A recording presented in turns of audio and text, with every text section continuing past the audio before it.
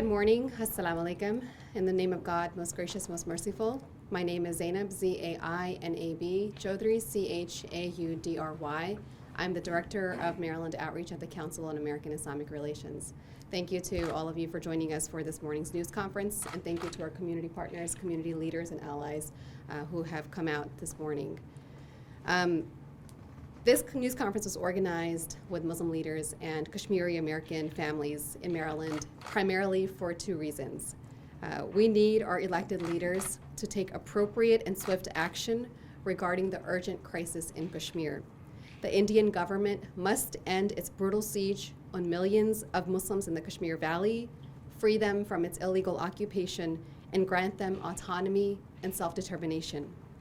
We are also calling on our Congress members to assist their Kashmiri-American constituents in the state of Maryland by connecting them with loved ones in the region whom they have been unable to reach because of the communications blackout imposed by India's government for nearly 2 months. This weekend, 14 members of Congress, including Indian-American Congresswoman Pramila Jayapal, issued a joint statement urging Prime Minister Narendra Modi to address concerns over the human rights situation in Kashmir and to lift the communications blackout. Maryland's congressional delegation was notably absent from that call. We urge them to add their voices to that letter. In the last few weeks, since the Indian government illegally revoked Article 370 of its constitution, scrapping the area's decades-old semi-autonomous status, it has transformed Kashmir into a militarized police state, deploying tens of thousands more troops to supplement the 500,000 or so already there. This move has officially made Kashmir the largest open-air prison in the world, after Gaza. It has imposed a communications blockade that has cut off hundreds of Kashmiri-American families across the state and thousands across the nation who have been unable to touch base with their loved ones. In this, meanwhile, there is a curfew under effect. There have been graphic reports of mass arrests, of abuse, of allegations of torture that have dominated headlines as frantic families have desperately tried to communicate with their loved ones. We are calling on our elected officials to intervene and to take action as appropriate so these families can connect with their loved ones.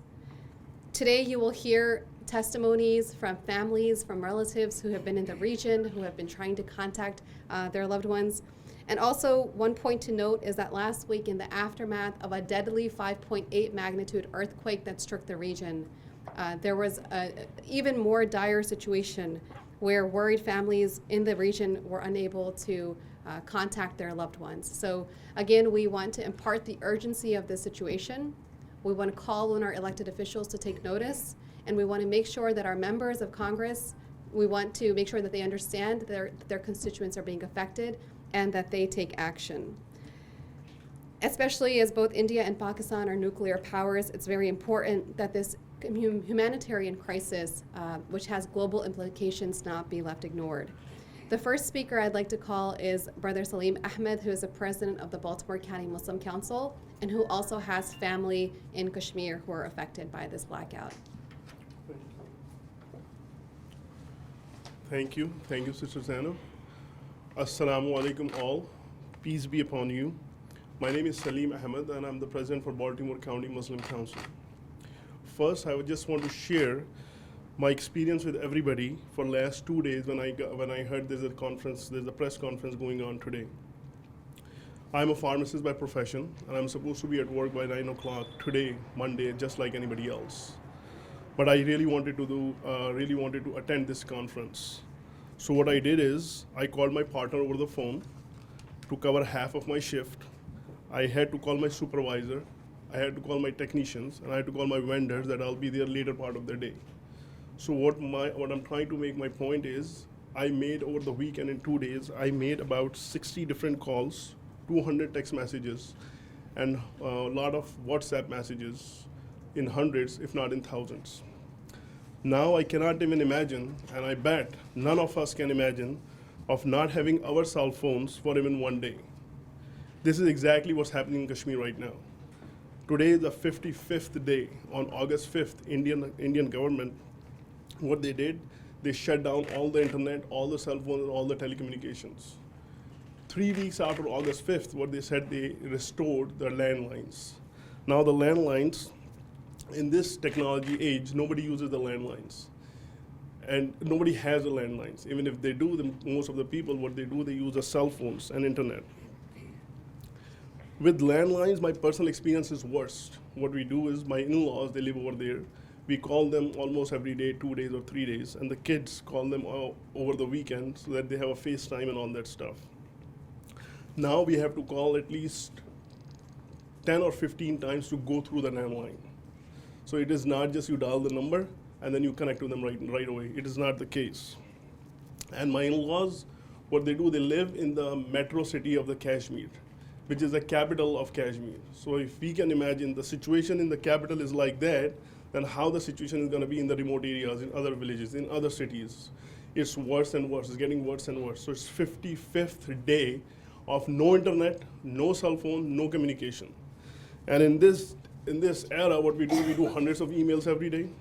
All the businesses, all the hospitals, all the healthcare providers, they are dependent on the internet. They send their orders, they get their emails, the doctors are coming, everybody is there. But there's no such thing right now.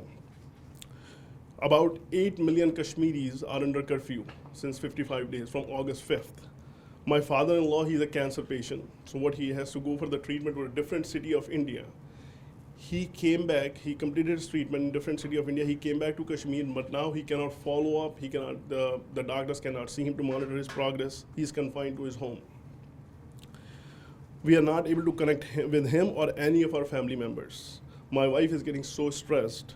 Again, they live in the capital of the Kashmir, which is Srinagar, and this is the main metropolitan city of Kashmir Valley.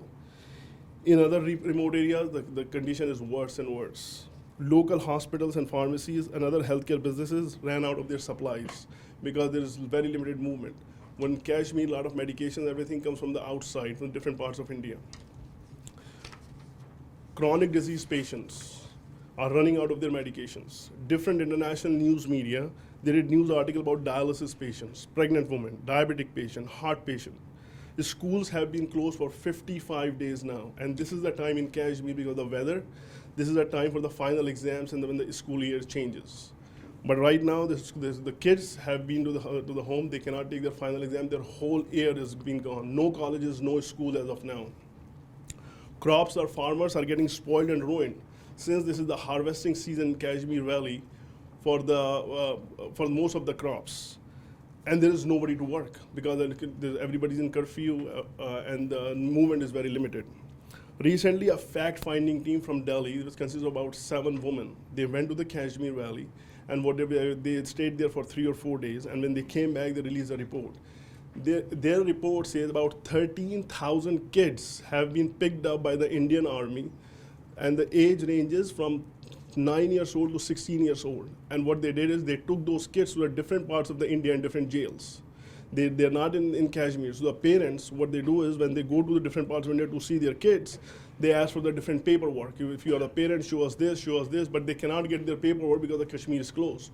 So it's a nightmare for all the parents just who want to see their kids in the jail. And there's a special act in Kashmir, it's called Public Safety Act. What Indian government, what they did is they passed this act, and according to this act, Indian Army can pick up anybody without any explanation and they keep on detaining them for 2 years. Indian government does not have to give any explanation. So 13,000 kids, young kids, they range from 9 years to 16 years of age. That's terrible. It gives me chills when I think all about that. If this happens to my kids, how I'm gonna feel? I don't have words. On behalf of the Baltimore County Kashmiri-American families, we call on elected leaders to act urgently and immediately to assist them in connecting with loved ones in their homeland, which has become impossible since the Indian Army imposed a ban on communications nearly 2 months ago. We demand that Indian government lift its siege on millions of people in the Kashmir Valley, free them from its illegal occupation, and grant them autonomy and self-determination. I really thank you very much for all your time.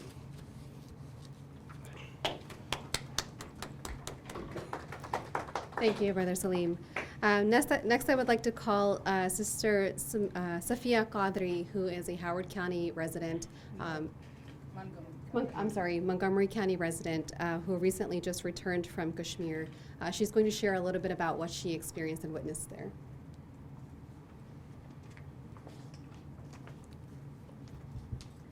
Assalamu alaikum. It's very hard for me, but I will do my best. I was in Malaysia visiting my daughter when my family called me on 4th of August. They said something is going to happen. We see a lot of military troops here. We may not be able to call you. We don't know what's going on. So we talked. All my family called one after other until 12 in the night. Then the phones were cut. So I just got crazy. And then took my next flight to Delhi. I had my one brother in Delhi. So I went there and I told him that I need to go to Kashmir. He said, I cannot do that. I can't send you to Kashmir. You have to talk to your husband and you have to talk to your children. If you decide to go, I will take you. I'll manage you to take you there. But I cannot make that decision, neither can you. So I called my husband. I told him I have a 93-year-old father. I need to see him. He was kind enough to let me go. And he said, you can go, but I couldn't tell my children. I just couldn't tell them. So I just took the plane full of Kashmiri young boys living in Delhi who were studying there. And all of them looked like as if somebody just died there. So took the plane, went to Kashmir. And before we landed, like 15 minutes before we landed, they made us get the shades down, made the whole plane dark, like a prison. The plane was in prison. Got to Kashmir, totally ghost house, airport was ghost, and I didn't know what to expect. So my brother gave me somebody else with me. He said, you can't do it on your own. So my brother, one of my brothers lived very close to the airport, so I did go to his home. But then I wanted to see my father, who lives in Gulmarg side. So eventually they arranged my trip to there. So I did go, and there was the mosque and the masjid that time was missing. So everybody was like very worried and didn't know what to do. And they were saying, oh, maybe he is hiding somewhere. And next thing, his family came crying and saying that, like, oh, the imam is gone. So next day I came back to city. It was Friday. Half of the masjids were locked. So got in, and then we were just sitting there. Everything is closed. People don't want to do anything. People don't want to move. The people are dying at home. They need to, even they cannot go to deliver in the hospital. Even if they go to hospital, there's nothing much hospitals can do. They do their best, but there are whatever little they have. So I spent 3 weeks there, watching the people suffer, living in that prison. And then I had to leave. I felt guilt. I felt I abandoned them. But I had to leave. Thank you.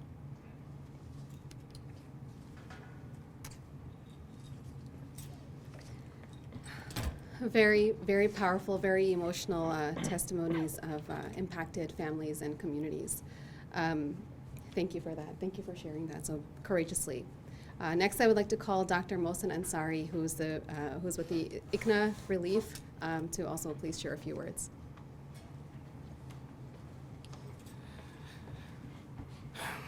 Assalamu alaikum. My name is Dr. Mohsen Ansari, Mohsin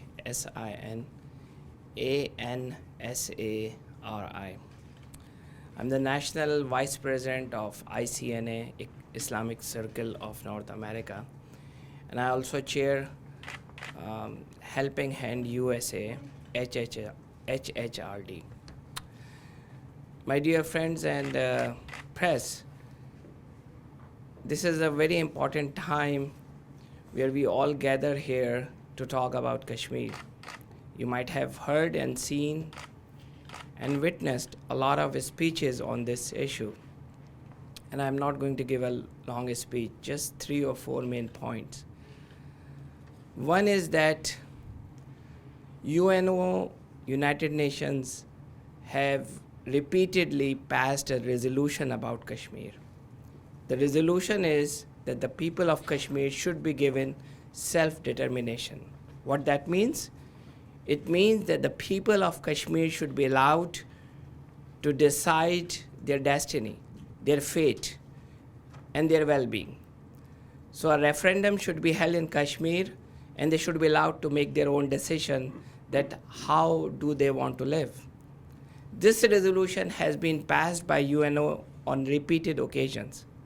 Is it not a simple demand that we ask the UNO to fulfill its commitment? Is it not a simple demand that we ask the US lawmakers to follow the guidelines of UNO?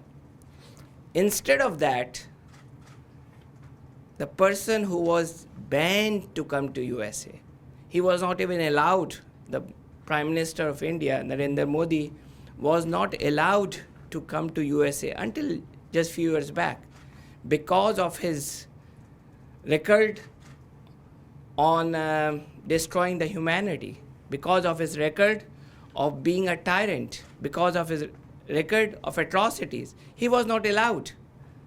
Now he comes here, gets a warm welcome, and not only the warm welcome, the President of USA attends his rally and holds his hand while he is detaining millions in their houses. He's making kids not to get food. He's making ill people not to go to the hospitals. He's making students not to go to the colleges and schools. And he's rewarded for that. He's been honored for that.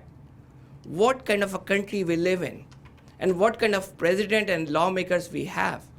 This is our demand. Then the Maryland legislators should stand up, and they should go with what the whole world is saying. Enough is enough. Kashmir is suffering more than anybody can imagine, and we don't even know now with the siege, lockdown, and all the prohibitions on news media, we don't even know what is happening there. I'm very worried that we might hear and see things which is beyond the expectation when it all is known. So my second demand is that the US lawmakers should stand up, particularly the Maryland legislator. We, the voters of all these Maryland legislators, demand that they should join hands with other legislators of the country to demand India to lift the curfew, give back the self-determination to Kashmiri people, and we should stop honoring them. Thank you very much. Thank you, Dr. Ansari.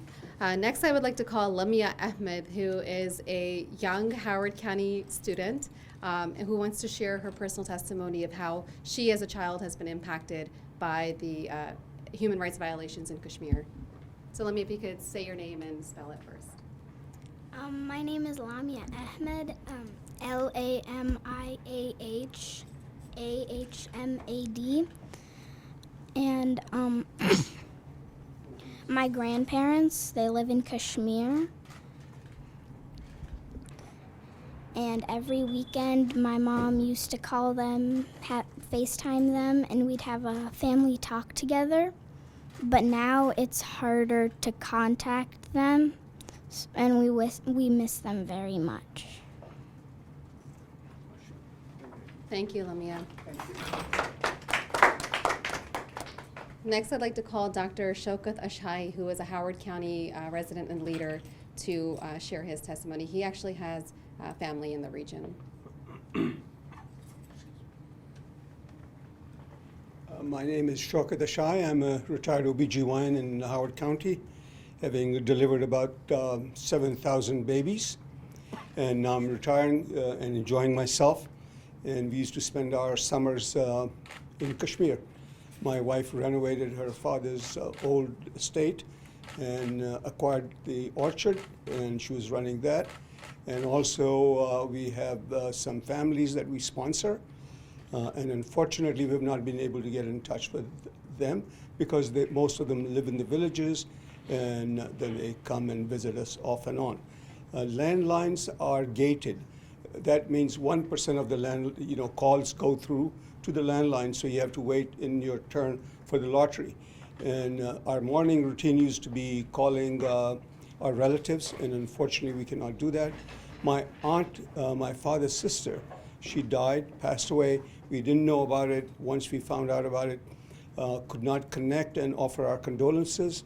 I had to call Joanna Slater, who's the Washington Post correspondent, to convey our message through intermediary who had gone to Kashmir, because she's not even allowed to go to Kashmir.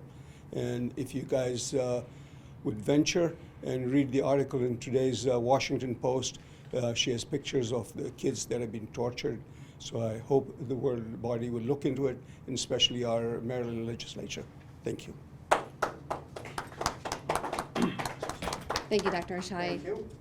And next, we would like to call Dr. Ed Torrey, who is a president of the Islamic Society of Baltimore, who's going to share a little bit about how his community has been impacted. Assalamu alaikum. May peace be upon you. I begin in the name of God, the most gracious, the most merciful. My name is Edmund Torrey, E-D-M-U-N-D, last name Torrey, T-O-R-I. I want to speak directly to those in our among our leadership as a leader of of a large constituency in our community. Currently I serve as the president of the Islamic Society of Baltimore, which is the largest Muslim congregation in the state of Maryland, and have regular communications with all of the mosques and Muslim community organizations throughout the state and certainly throughout parts of the country. But I want to talk to you about what it's like the day-to-day. The day-to-day, what it's like to walk into our mosque, specifically these past 55 days, where there has not been a time where I walk into our mosque where someone doesn't stop me, where someone doesn't tell the story that you heard from the three folks who spoke just before me, where a child doesn't come up to me and say, am I going to be able to talk to my grandparents or my uncles or my aunts or my cousins? It happens daily, where everyone is feeling the pain. And you know what? It's not happening just from people who live in Kashmir or who have friends or family in Kashmir. It's the entire community. There are neighbors who are not necessarily Muslim who are coming and saying, this is atrocious, this is a tragedy, we need to do something. So I want to talk to the leaders for one moment about what it's like to be a representative. When you represent your community, you don't just echo opinions. Sometimes we need you to make the hard decision. Sometimes we need you to do what's right. So anyone who prioritizes party over nation doesn't represent any one of us. Anyone who prioritizes nation over human doesn't represent any of us. And so if our country is a great country, we have lots of great opportunity. And of course, you always hear the cliche, with great opportunity comes great responsibility. But greatness isn't what we did once or what we did a few times. Greatness isn't an event. It's not a one-off. Greatness is how we are. It's how we respond. So if you are a representative, if you are responsible, then how you respond to this crisis will be something that I'm telling you, you will wonder about. You will regret if you don't take the right stance now. You will, on your deathbed, look back with regret.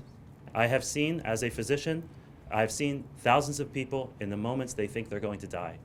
And every time, they think about God, family, and how they treated others. They look back at their past with regret on what they could have done, what they should have done. So if you are in fact a representative, represent us.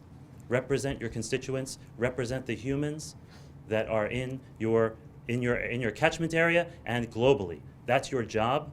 And so I stand with all of these other leaders calling you to that. Thank you.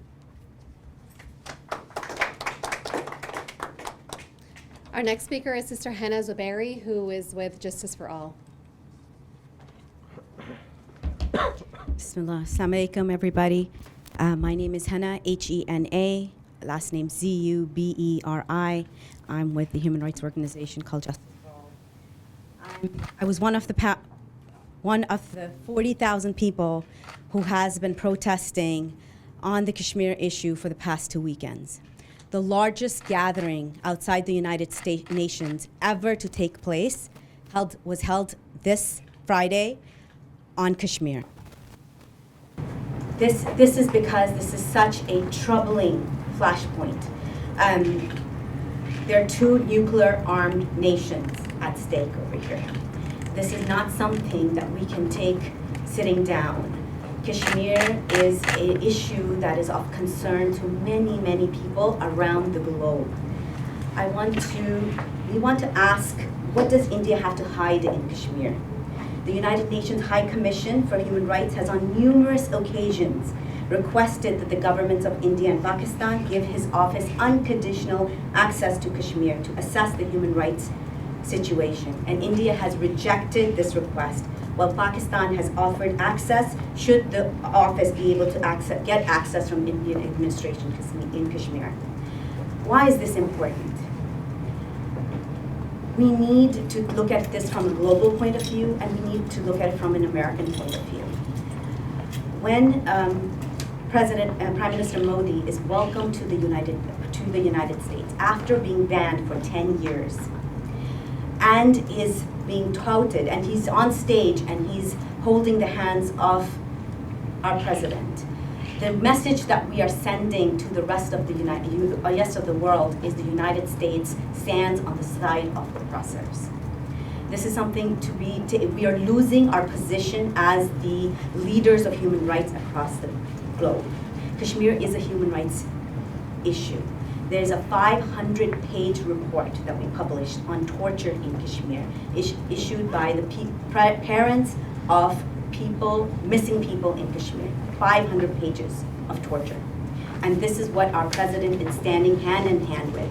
And we have to realize what the background of Prime Minister Modi is. Prime Minister Modi is a lifelong member of the RSS, which is inspired and patterned after the Nazi regime, after Hitler's Nazis. So this is very open. You can look this up and to see the similarities between what RSS thinking is and what Prime Minister Modi is doing across his nation. There are right now 2 genocide alerts in his country, more than any nation in the world.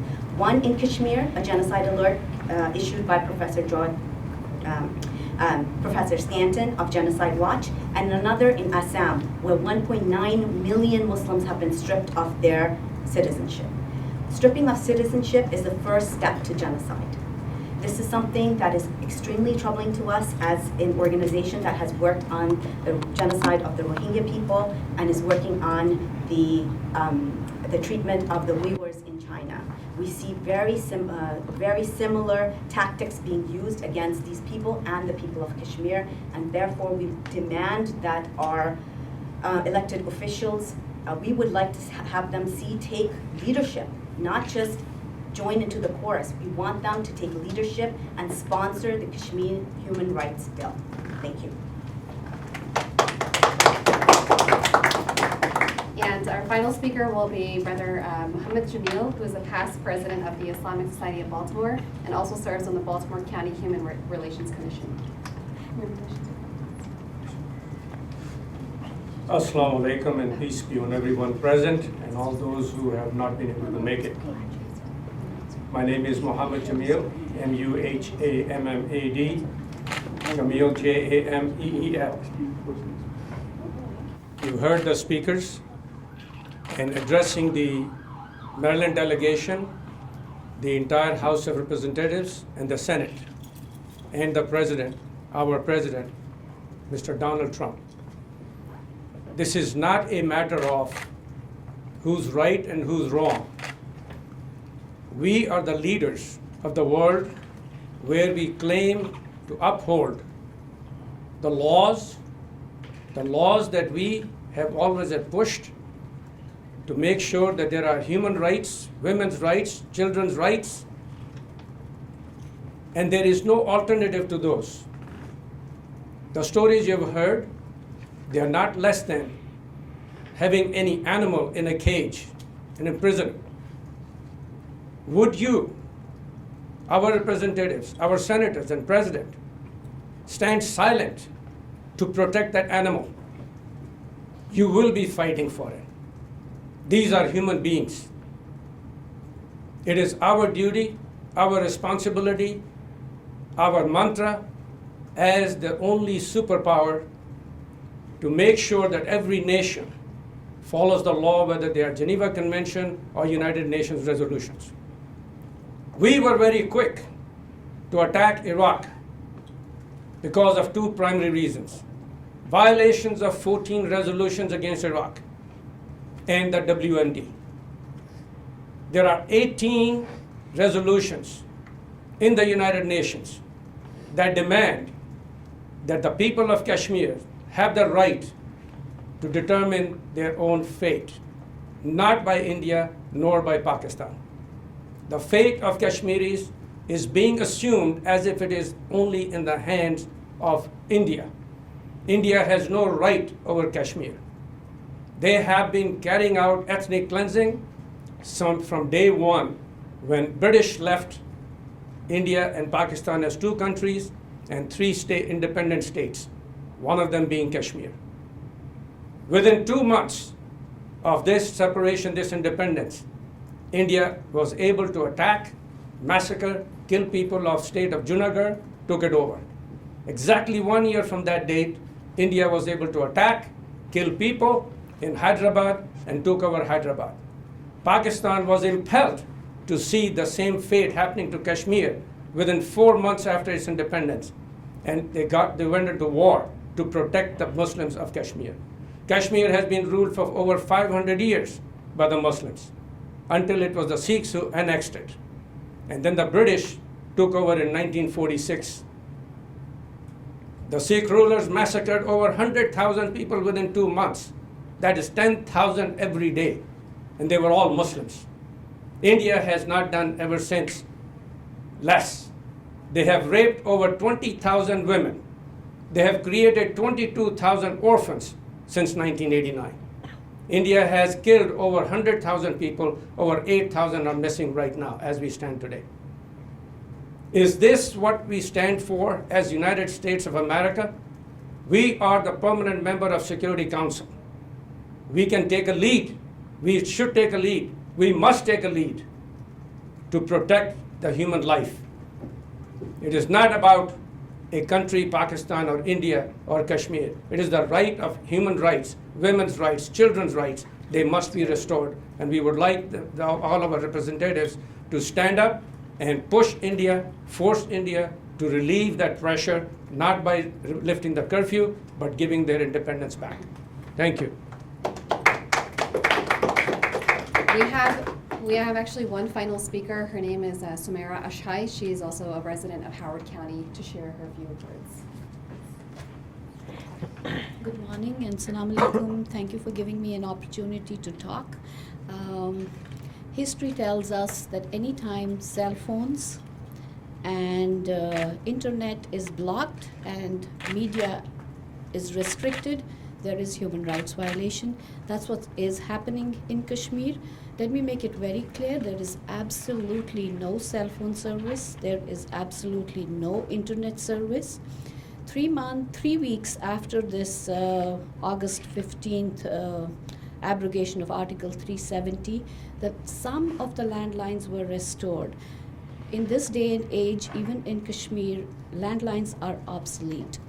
Not everybody has landlines, and to get through, you honestly, every day, I have family there. Every day I sit for 2 hours in the morning before I go to work, and 2 hours after I come back from work, and I put my phone on redial. After about 50 or 60 tries, you are lucky if you're going to get through. So nobody has the time and energy to spend that much time just to talk, just to know about the welfare of your loved ones. I'll tell you a recent incident. My mom is there. Her cousin, who's a very dear aunt, two sisters, both were widows and were living in the same house. One of them passed away recently in the arms of the other sister. There is no communication, so what she does is she leaves the dead body in the house. She goes and knocks at the neighbor's door to inform any male member. Her brothers live about, I can say, half a mile from where she lives. So the neighbors physically go and grab the brother to arrange for funeral arrangements. We do not have funeral homes there. Dead bodies are not allowed to sit for long, so you have to make funeral preparations as soon as possible. So there was a relay system to inform the relatives that such and such person has died. So people physically walked a mile. If there's a relative there, informed that Shafia has passed away. Then another person walked another mile, 2 miles, to inform another relative.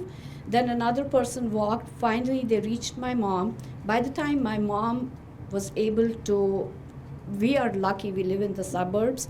This aunt of ours lives in the inner city. And we are lucky that my parents have a car. There's no public transport there. They took the car, my dad drove the car. There's barbed wires everywhere. So there are about 15 or 20 checkpoints to go from suburb to downtown, which I don't think is more than 2 or 3 miles there. So the army will stop you. Where are you going? Why are you going? What are you doing? And then this is what my dad told me, is that they physically asked me to come out from my car, remove the barbed wire, and I passed my car back, and then they made me come down and put the barbed wire back on. So my father is like a 75-year-old. This is what they are subjecting people to. I consider it harassment. I consider it humiliation at this point. By the time my mom reached there, the funeral was already done. I, to this day, have not been able to talk to that family because they didn't have landlines. A lot of people had taken landlines off. There was no need for landlines. Now people used to rely on cell phones and on the internet to communicate with each other. I have nieces and nephews there who are in professional colleges and have been sitting home for 55 days. I have a nephew, he's in grade 12th. Kashmir is the winters are very harsh there. The school year ends in the month of October. So month of October, they have their professional exams like the SATs, equivalent to SATs here. That's how they apply for colleges, and that's how they get selected. So this nephew of mine tells me he has applied for his admissions, but there is no way for him to know if he has been accepted or not, because in India also they send you notifications through emails. There is no email service. So they have to take a 1.5-hour flight to New Delhi, where they have internet, just to check if they have been accepted or not.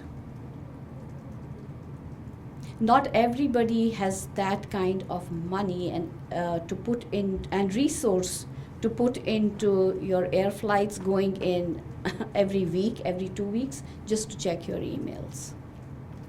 So I urge people who have the authority to do something to please do something about this communication blockade.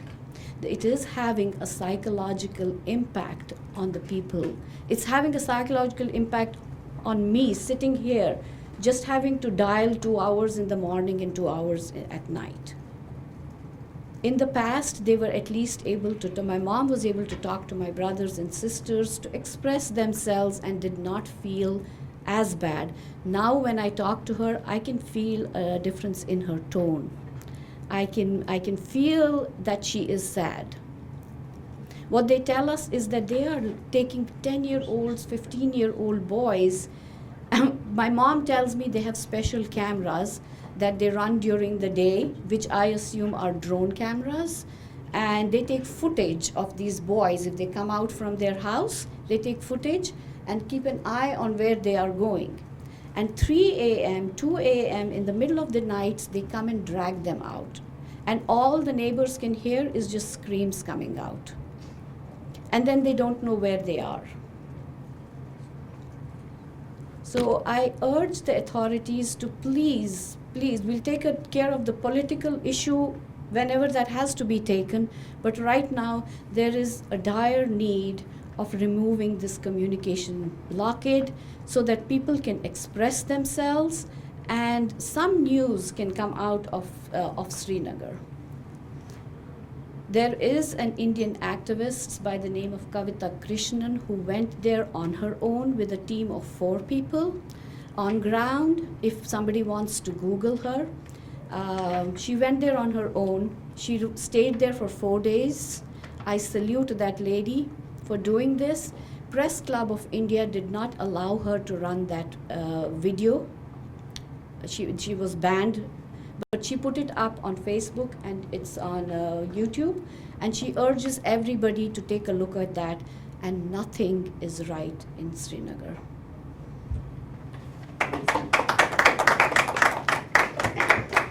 That will conclude our news conference, and to reiterate the call for our members of Congress to take immediate action, as you heard, the #1 priority is to urge that the communications blockade be lifted, that the human rights of the Kashmiri people be restored, that the voices of American Muslims who are Kashmiri descent are listened to and paid attention to, and that immediate action is taken. Again, this is an issue, this is not a local issue, this is not a domestic issue, this is a global issue that stands to impact people beyond borders. This is something that transcends religion, transcends borders, and so as you heard today from the very powerful testimonies, we urge immediate action. Right. I think we're good. Thank you so much for coming, and we hope you have a great day.